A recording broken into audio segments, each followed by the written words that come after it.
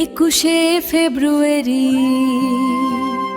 তোমাদের রক্তের দাগে বর্ণমালা ফটে, রফিক সালাম বারকাত শহীদের দোল। এই মিছে হয়নি তাদের অবদান বিরাম।